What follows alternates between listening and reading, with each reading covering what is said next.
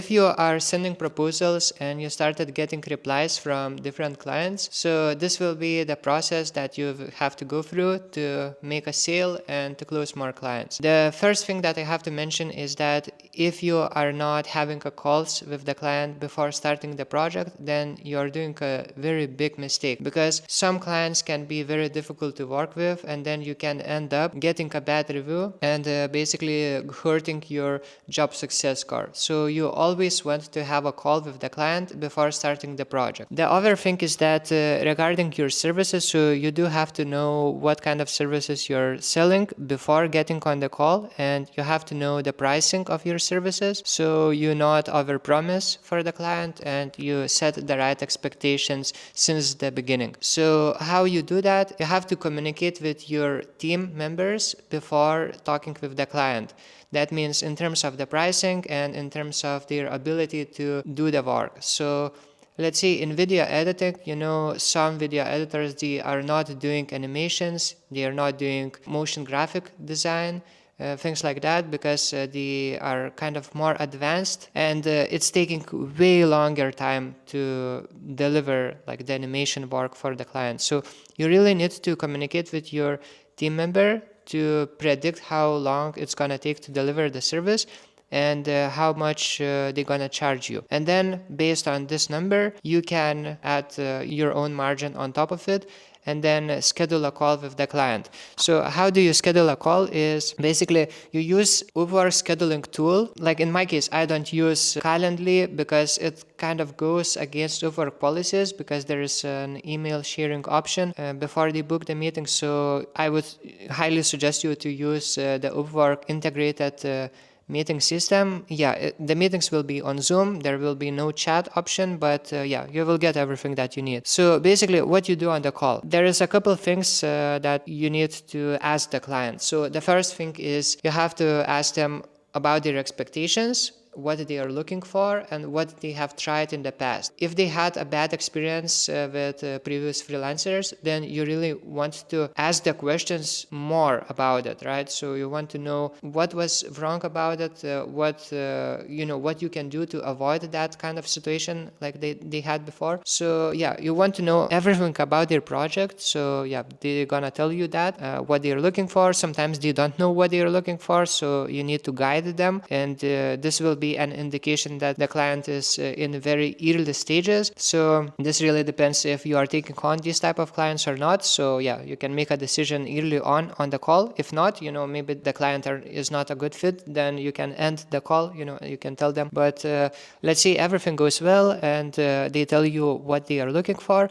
Then what I would do in my case, what I'm doing on the sales calls, I share my screen and we go through specific examples of the style of editing that they are looking for. So I'm gonna show them my examples. I'm gonna ask them for reference accounts that we can look up to, and we're gonna go through video by video. We're gonna discuss what things they like about it, what things they don't like about it. I would show my examples, how we edited for previous clients, and I would ask them for the feedback, what would they do differently, or are they happy about what they see that we made for other clients. And from this communication, you will understand how smooth the workflow will be with this client. If you see that the client is expecting like a lot, they are like very demanding and they're like very detail oriented, then you can also make a decision if you want to continue the conversation and then onboard the client or not, because in some cases it can be difficult to work. You have to think that it's not gonna be a one-time project. That's like what you should be looking for. So to build a relationship, to work long-term with the client. So that means you really need to select good people that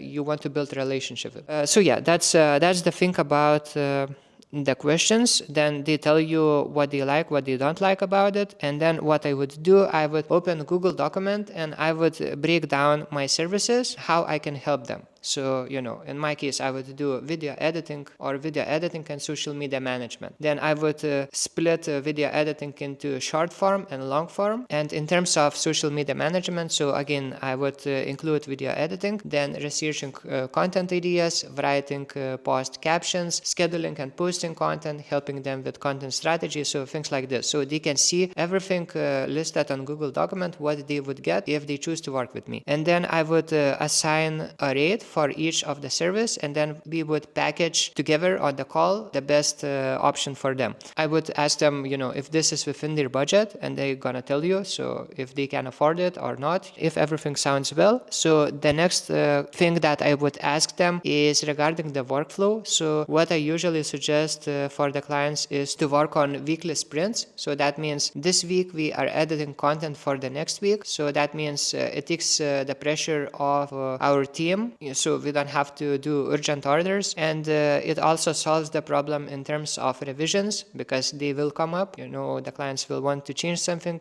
no matter what you're doing.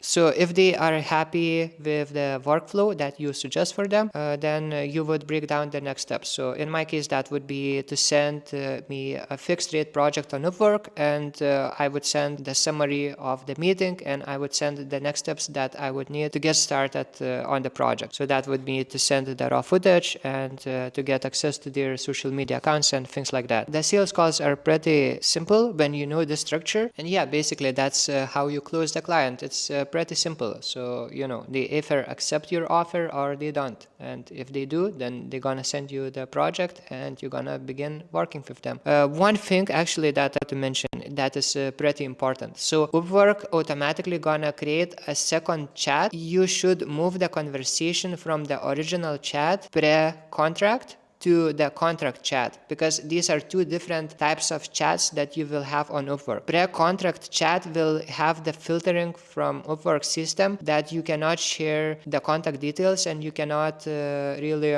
share the links, things like that. So even social media accounts. So it can trigger the algorithm and your account can get suspended. Of course, they would reinstate your account, but it's better to avoid this type of stuff. Yeah, just since the moment you get the project on, then move the conversation with the client to that second chat that Upwork creates automatically. Yeah, guys. So that's all for today. Thank you for watching, and see you in the next one. Peace.